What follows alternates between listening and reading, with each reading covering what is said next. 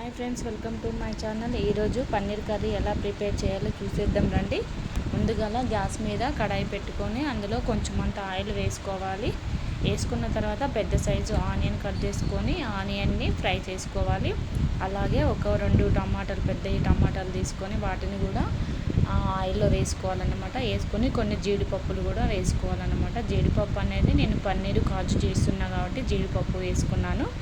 మీ దగ్గర ఉంటే మంచిది, లేకుంటుంటే ఓకే, ఆప్షనల్ అన్నమాట. ఎందుకంటే జీడిపప్పు వల్ల టేస్ట్ కొంచెం గ్రేవీ బాగుంటుందని చెప్పేసి నేను వేసుకున్నాను.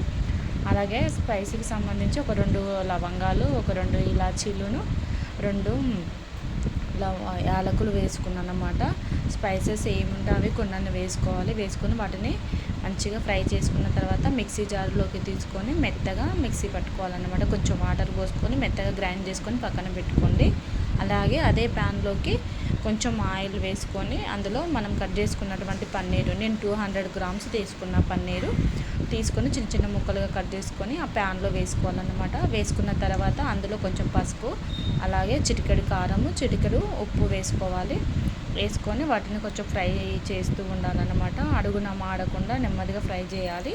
కొంచెం గ్యాస్ అనేది సిమ్లో పెట్టుకోండి. కొంచెం ధనియాల పొడి కూడా వేసుకున్నాను నేను, చూసారుగా. వేసుకున్న తర్వాత నెమ్మదిగా వాటిని ఆయిల్ వేసుకున్నాను కొంచెము. వేసుకొని నెమ్మదిగా కలుపుకొని, నాన్ స్టిక్ ప్యాన్ కాబట్టి నేను ఆ గరిటె పెట్టుకున్నాను అన్నమాట. నెమ్మదిగా ఫ్రై చేస్తూ ఉండాలి. అవి కొంచెం బ్రౌనిష్ కలర్ వచ్చిన తర్వాత వాటిని తీసి పక్కన పెట్టుకోవాలి. అదే కడాయిలోకి తగినంత ఆయిల్ పోసుకొని అందులో కొంచెం జీలకర్ర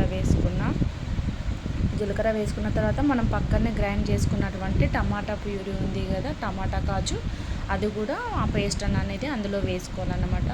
వేసుకొని నెమ్మదిగా కలుపుకొని ఆ పచ్చి వాసన అనేది పోయేదాకా వాటిని ఫ్రై చేస్తూ ఉండాలి. ఆయిల్ అనేది పైకి ఎలా తేలేదాకా కొంచెం మూత పెట్టుకొని మధ్య మధ్యలో కలుపుతూ ఆయిల్ పైకి వచ్చేంత వరకు కలుపుతూ ఉండాలి. చూసారుగా, అది పైకి వచ్చిన తర్వాత ఒక 2 పచ్చిమిర్చి నిలువుగా కట్ చేసుకొని వేసుకున్నాను. అలాగే కొంచెం కరివేపాకు కూడా వేసుకొని మూత పెట్టుకొని మళ్ళీ కొద్దిసేపు ఉడికించుకొని మళ్ళీ ఒకసారి మూత తీసుకొని కొంచెం పసుపు వేసుకోవాలన్నమాట. పసుపు వేసుకొని మళ్ళీ ఒకసారి కలుపుకొని మళ్ళీ కొద్దిసేపు ఉడికించుకోవాలన్నమాట. టమాటా అనేది మొత్తము ఆ పచ్చి వాసన అనేది అంతా స్మెల్ పోయేదాకా కూడా ఫ్రై చేసుకోవాలన్నమాట. తర్వాత కొంచెం కారం వేసుకున్నాను. మీ టేస్ట్కు తగినంత కారం వేసుకోండి. కారం వేసుకున్న తర్వాత కొంచెం సాల్ట్ కూడా వేసుకున్నాను. ముందు స్పైసెస్ వేసుకున్నాను కాబట్టి దాన్ని దృష్టిలో పెట్టుకొని కారం అనేది వేసుకోండి. మళ్ళీ ఇది కారం ఎక్కువైపోతుంది ఘాటు అనేది, కాబట్టి చూసుకొని వేసుకొని కొంచెం కలుపుకొని మళ్ళీ ఒకసారి మూత పెట్టుకొని కొద్దిసేపు ఉడికించుకోవాలి. చూసారుగా ఆయిల్ అనేది ఎలా వచ్చిందో పైకి వచ్చిన తర్వాత ఒక 2 టేబుల్ స్పూన్ల కర్డ్ వేసుకున్నాను అన్నమాట. పెరుగు అనేది కూడా ఆప్షనల్ అన్నమాట. నేను కొంచెం రెస్టారెంట్ స్టైల్లో ఉండడం కోసం అని చెప్పేసి నేను కొంచెం పెరుగు వేసుకొని ఒకసారి కలుపుకొని మళ్ళీ మూత పెట్టుకొని కొద్దిసేపు ఉడికించుకోవాలి. చూసారుగా ఎలా అయిందో, పైకి మొత్తము ఆయిల్ అనేది పైకి తేలుతూ మంచిగా ఫ్రై అయ్యి బ్రౌనిష్ కలర్లో వచ్చిందన్నమాట. ఇలా వచ్చిన తర్వాత కొంచెము మనం గ్రైండ్ చేసుకున్నటువంటి మిక్సీ జార్లోకి కొన్ని వాటర్ తీసుకొని పోసుకున్నాను. దీంతోపాటు కొంచెం గ్రేవీకి సరిపడా వాటర్ కూడా తీసుకున్నాను అన్నమాట.